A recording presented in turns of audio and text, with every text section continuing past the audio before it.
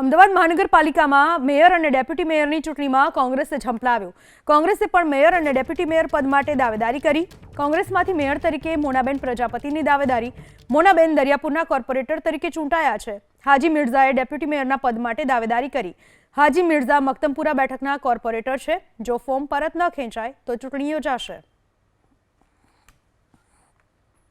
તો ફોર્મ ભરવાનું કીધું, એમાં મેયર તરીકે દરિયાપુર વોર્ડની કાઉન્સિલર તરીકે મને ફોર્મ ભરવા માટે સૂચના આપવામાં આવી છે.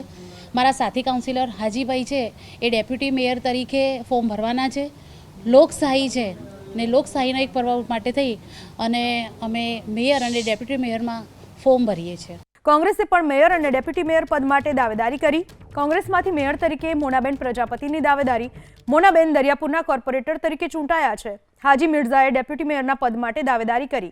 હાજી મિર્ઝા મક્તમપુરા બેઠકના કોર્પોરેટર છે. જો ફોર્મ પરત ન ખેંચાય તો ચૂંટણી યોજાશે.